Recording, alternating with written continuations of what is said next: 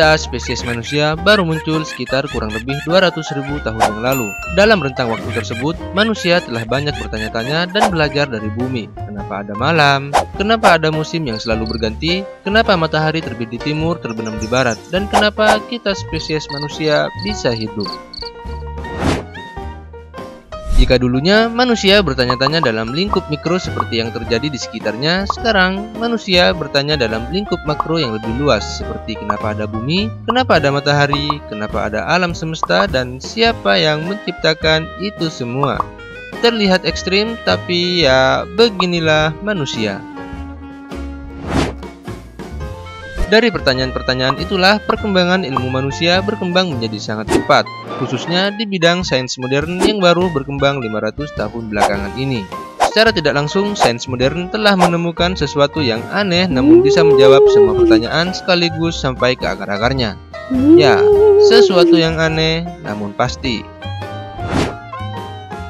Sesuatu tersebut adalah energi. Ya, energi yang tak berbau, tak berwujud, bisa berubah menjadi apapun dan juga tak bisa dilihat namun bisa dirasakan kehadirannya di tengah-tengah kita. Itulah yang menjadi elemen dasar dari alam semesta beserta semua materi di dalamnya termasuk kita. Dan apakah benar energilah yang menciptakan semua ini? Lalu siapa yang menciptakan energi itu sendiri?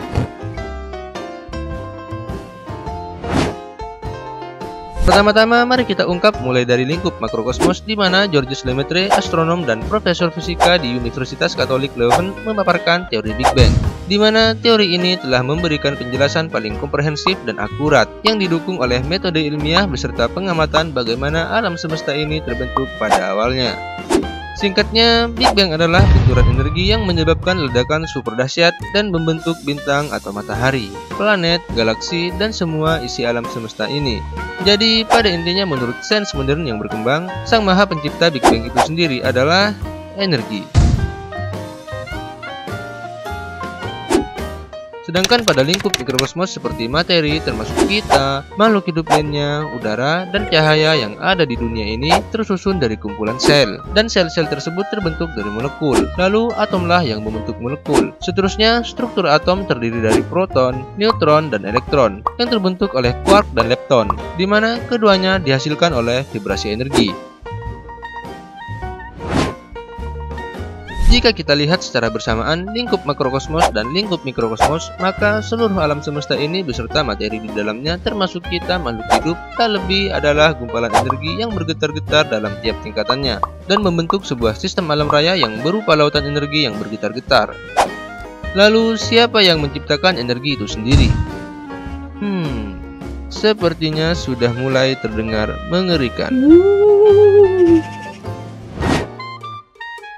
Masih ingat dengan hukum kekekalan energi yang dicetuskan oleh James Prescott Joule? Ia berhasil merumuskan hukum kekekalan energi yang merupakan hukum pertama dari hukum termodinamika dan bertahan sampai sekarang. Hukum itu menyatakan bahwa energi tidak dapat diciptakan atau dimusnahkan, tetapi dapat berubah dari satu bentuk energi ke bentuk energi lainnya. Hal ini tentu saja masih menjadi misteri di dunia sains, karena sains modern masih belum bisa mematahkan hukum kekekalan energi dan membuktikan tercipta dari apakah itu energi. Terlepas dari semua ini, sains modern inilah yang menjadi salah satu pemicu banyak manusia menganut paham ateis di antara 5 paham agama dominan yang ada di bumi ini. Mereka memilih untuk belum percaya adanya Tuhan karena secara empiris sains modern membuktikan dasar alam semesta ini adalah energi yang kekal. Jadi menurut mereka, maka tidak perlu ada Tuhan yang menciptakan energi jika energi sendiri tidak dapat diciptakan dan tidak dapat dimusnahkan. Di satu sisi, sains modern sangat membuat khawatir miliaran manusia yang mempercayai adanya Tuhan, karena dengan sains modern secara tidak langsung mengurangi eksistensi Tuhan di alam semesta ini. Namun di sisi yang berbeda, sains modern telah membuka mata kita untuk lebih sadar bahwa secara objektif kita hanyalah satu dari 7 miliar spesies manusia, primata yang bisa berbicara di sebuah planet bernama Bumi, dan Bumi adalah satu dari 8 planet lainnya yang melayang mengitari sebuah bintang bernama Matahari, di mana Matahari hanyalah satu dari 300 sekstiliun bintang yang ada di alam semesta ini. Wow, sangat-sangat luas dan kita sangat-sangat kecil, tak berdaya, tak berarti, dan tak terlihat. Itu saja untuk hari ini, and till next time.